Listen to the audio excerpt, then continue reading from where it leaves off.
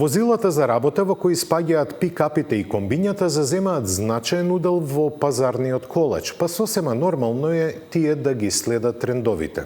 На таа сцена доминира електричниот погон, но моторите со внатрешно согорување остануваат во игра. Пазарните трендови во Америка им наметнаа на тамошните производители фокусот да го стават на електричните пикапи. Така, после Ford и Chevrolet го лансира својот адут кој го користи името на популарниот Silverado. Но тој нема ништо заедничко со верзиите со бензински и дизел мотори, бидејќи е настанат од нула. Поставен е на новоразвиената Ultium модуларна платформа која дебитираше кај големиот Хамер, а исклучиво е наменета за електричен погон. Таа им даде слобода на дизајнерите поефикасно да го распределат просторот и нетипично за американските пикапи има пократок нос кој служи како класичен багажник. Ке се нуди со две кабини во конфигурации за работа и слободно време. Првата со 510, а втората со 664 конски сили. Се споменува и посебна верзија наменета за тешки товари која место стандардните 3,6 ќе биде способна да влече приколка тешка до 9 тони. Chevrolet не пропушти да се пофали и дека првата серија која ќе биде лансирана на средината на годината по цена од $105,000 беше распродадена за само 12 минути. Иако пикапите во Европа не се толку барани како од онаа страна на Атлантикот, Volkswagen со Amarok успеа силно да се наметне на пазарот.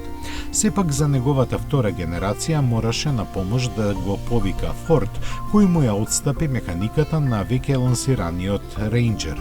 Така новиот Amarok ќе се произведува заедно со него во Јужна Африка, од каде ќе стигнува со двојна кабина со 4 врати.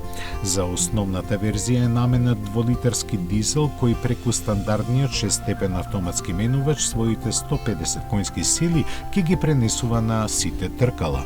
Истиот мотор ќе биде достапен и со 170 и 205 конски сили со опционална 10-степена трансмисија, додека на врвот на понудата ќе се најде 3-литарскиот V6 со 240 коњи. Во зависност од верзијата, носивоста му е зголемена на 1,2 тони, а може да повлече приколка од 3,5 тони. Во план е и електрична верзија која може да се очекува до 2025 година. За возврат, Volkswagen на Ford му го понуди своето електрично искуство. Меѓу првите кои го понесоа еколошкиот предзнак е и најпродаваното европско доставно возило Transit Custom.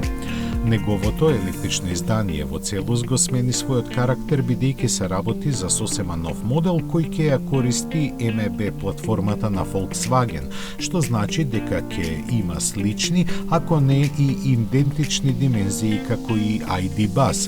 Производството ќе се одвива во Турција, а ќе има автономија од 380 км и можност за брзо полнење на моќни еднонасочни полначи.